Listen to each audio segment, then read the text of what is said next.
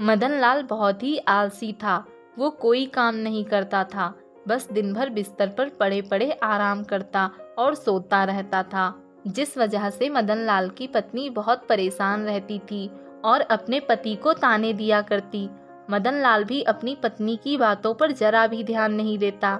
एक दिन मदन लाल की पत्नी गुस्से में मदन से कहती है, तुम कोई काम धंधा क्यों नहीं करते? कब तक अपने पिता की कमाई दौलत को यूं ही बिस्तर पे पड़े पड़े लुटाते रहोगे? जब यह दौलत खत्म हो जाएगी तब क्या करोगे? मदन लाल पत्नी के ताने सुनकर आग बबूला हो जाता है। अरे शुरू हो गया तुम्हारा ड्रामा। रोज रोज एक ही बात बोलकर मेरा दिमाग खराब करती रहती हो। जाओ अपना काम करो। ये सारी धन दौलत मेरे पिताजी मेरे लिए छोड़ कर गए हैं, भला ये किस काम आएगी? सुबह सुबह सारा मूड खराब कर दिया। इतना कहकर मदन लाल गुस्से से घर से निकलता है और चलते चलते एक जंगल की तरफ आ जाता है। अरे ये मैं कहाँ आ गया? ये तो जंगल है। चलो अब आ ही गया हूँ तो थोड़ा सुकून से बैठ जाता हूँ। वैसे भी घर पर पत्नी की बड़बड़ सुनते सुनते पक गया हूँ। मदन एक पेड़ की छांव में बैठ जाता है। थोड़ी देर बाद वहाँ एक व्यक्ति आता है और वह एक पेड़ के पास जाकर एक मंत्र बोलता है। इस जंगल के पेड़ों में तुम ही हो एक राजा, खड़ा हूँ तेरी चौखट पे, खोल दे तू दरवाजा। देखते ही देखते पेड़ में एक दरवाजा खुलता है और वह व्यक्ति उसके अंदर चला जाता है और वह दरवाजा बंद हो जाता है। थोड़ी देर बाद वह व्यक्ति एक पोटली लेकर बाहर आता है। मदन लाल बैठा यह सब देख रहा था। हे भगवान, ये क्या बला है? ये मैं क्या देख रहा हूँ? एक आदमी पेड़ के अंदर गया और पोटली में कुछ लेकर वापस निकला। लगता है यह जरूर कोई जादुई पेड़ है। क्यों ना मैं भी इस पेड़ के अंदर जाऊं, शायद मुझे भी अंदर कुछ मिल जाए। मदन लाल उस पेड़ के पास जाता है और वही मंत्र बोलता है। इस जंगल के पेड़ों में तुम ही हो एक राजा, खड़ा हूँ तेरी चौखट पे, खोल दे तू दरवाजा। पेड़ का दरवाजा खुल जाता है। मदन लाल अंदर जाता है और वहाँ ढेर सारा खजाना देखकर मदन लाल बहुत खुश हो जाता है। मदन लाल उस खजाने से कुछ खजाना लेकर घर आ जाता है और अपनी पत्नी से सारी बात बताता है। अब मदन रोज दिन भर सोता आराम करता और जब मन करता वह पेड़ से खजाना ले आता। कुछ दिनों बाद मदन लाल सोचता है, मैं उस पेड़ से थोड़ा थोड़ा खजाना ला लाकर थक गया हूँ। क्यों ना मैं इस बार जाकर ढेर सारा खजाना ले आऊं। अगले दिन मदन लाल एक बड़ा बैग लेकर जाता है और खूब ढेर सारा खजाना बैग में भर लेता है और खुशी से मानो फूले ना समा रहा हो। मदन लाल बाहर आने के लिए मंत्र बोलता है, पर वह गलत होता है और पेड़ का दरवाजा नहीं खुलता। मदन लाल खुशी से मंत्र भूल जाता है और बार बार गलत मंत्र बोलता। काफी देर तक कोशिश करने के बाद वह बहुत निराश हो जाता है। अरे अब मैं क्या करूं? ये दरवाजा तो खुल ही नहीं रहा। अब मैं बाहर कैसे जाऊंगा? ये सब मेरे लालच की वजह से हुआ है। मदन लाल वही अपने लालच की वजह से पेड़ के अंदर ही कैद हो जाता है। एक गांव में मोहन नाम का एक गरीब लकड़हारा अपनी पत्नी कमला के साथ रहता था। जंगल में लकड़ियां काटकर वह अपने घर का गुजारा करता था। एक दिन मोहन कमला से कहता है, कमला, मैं लकड़ियां काटने जंगल जा रहा हूँ। रुकिए, मैं आपके लिए रोटी बांध देती हूँ। दोपहर में आपको भूख लगेगी तो खा लेना। कमला रसोई में रोटी बांधने जाती है। वहीं मोहन भी आ जाता है और देखता है रसोई में सिर्फ एक ही रोटी है। रसोई में सिर्फ एक ही रोटी है? अगर कमला वो रोटी मेरे लिए बांध देगी तो कमला भूखी रह जाएगी। अरे कमला, मैं तुम्हें एक बात तो बताना भूल ही गया। जंगल में मेरे साथ एक और लकड़हारा लकड़ियां काटने आता है और वह ज्यादा खाना ले आता है। दोस्ती का वास्ता देकर मुझे वह खाना खिलाने लगता है, इसलिए ये रोटी तुम खा लेना। अब मैं चलता हूँ। इतना कहकर मोहन लकड़ियां काटने जंगल चला जाता है। जंगल आकर मोहन सोचता है, कमला से तो मैंने झूठ बोल दिया कि मुझे मेरा मित्र खाना खिला देता है, पर सच तो ये है कि मेरा कोई मित्र ही नहीं है और बिना कुछ खाए मेरे शरीर में इतनी क्षमता भी नहीं है कि मैं ज्यादा लकड़ियां काट सकूं।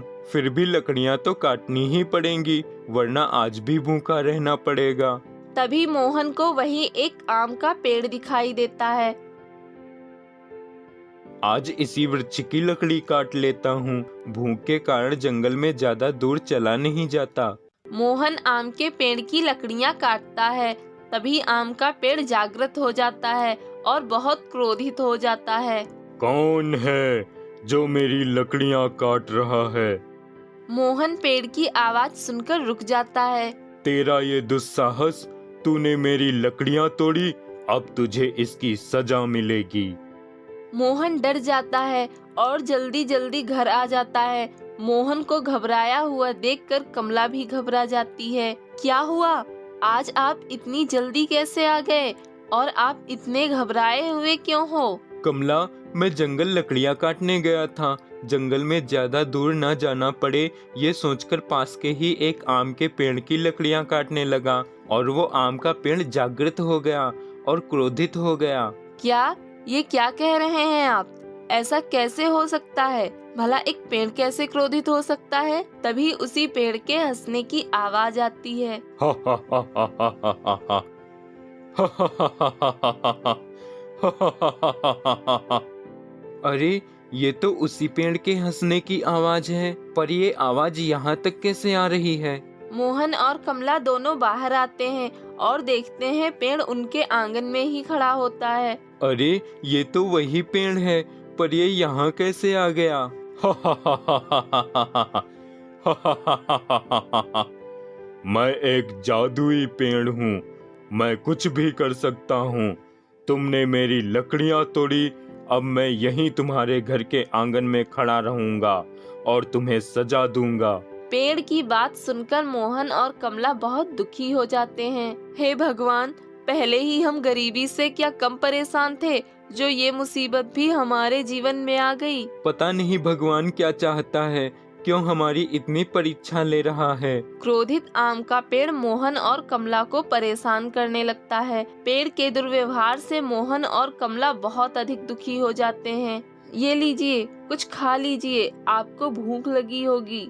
मोहन जैसे ही खाना खाने बैठता है, पेड़ उसके खाने को गायब कर देता है और जोर जोर से हंसता है। हा हा हा हा हा हा हा हा हा हा हा हा हा। ऐसा कब तक चलेगा? कब तक हमें ये सब सहना होगा?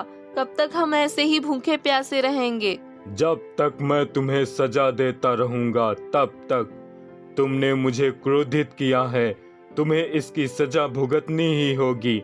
हा हा हा हा हा हा हा हा हा हा हा हा। कई दिनों तक ऐसा ही चलता है। एक दिन पेड़ बहुत प्यासा होता है। पानी, पानी, बहुत प्यास लगी है। क्या करूं? यहाँ कोई तालाब भी नहीं है जिसमें मैं अपनी जड़ें डाल सकूं। कमला, लगता है पेड़ को बहुत प्यास लगी है। हाँ, आप सही कह रहे हो। प्यास के कारण पेड़ काफी परेशान दिखाई दे रहा है। कमला, चलो पेड़ को पानी पिला देते हैं। हम भूखे हैं, कोई बात नहीं, पर हमारी वजह से पेड़ क्यों भूखा रहे? पेड़ हमारे घर के आंगन में है, हमें उसकी देखभाल करनी चाहिए। उसे पानी पिला देते हैं। हाँ, चलो पेड़ को पानी देते हैं। पेड़ दोनों की बातें सुन लेता है और देखता है मोहन पेड़ की जड़ों में पानी डालता है। मोहन जैसे ही पेड़ की जड़ों में पानी डालता है, पेड़ की प्यास बुझ जाती है और पेड़ का क्रोध भी समाप्त हो जाता है। मोहन, कमला, मैंने तुम दोनों को कई दिनों तक परेशान किया, फिर भी तुम दोनों ने मेरी प्यास बुझाई। तुम्हें पहचानने में मुझसे गलती हो गई। तुम दोनों तो बहुत अच्छे इंसान हो। पेड़, मैं एक लकड़हारा हूँ। लकड़ी काटकर और उन्हें बेचकर ही मेरा गुजारा होता है। अगर मुझे पता होता कि तुम एक जादुई पेड़ हो और मेरे लकड़ी काटने से तुम क्रोधित हो जाओगे, तो मैं तुम्हारी लकड़ी नहीं काटता। मुझे माफ कर दो पेड़। नहीं मोहन, तुम मुझसे माफी मत मांगो। माफी तो मुझे तुमसे मांगनी चाहिए। मुझे तुम्हारे साथ ऐसा दुर्व्यवहार नहीं करना चाहिए था। मुझे माफ कर दो मोहन। कोई बात नहीं पेड़, हम तुमसे नाराज नहीं हैं। वाह, तुम दोनों सच में बहुत अच्छे इंसान हो। मैं तुम दोनों से बहुत प्रसन्न हुआ, इसलिए मैं तुम्हें एक उपहार देता हूँ।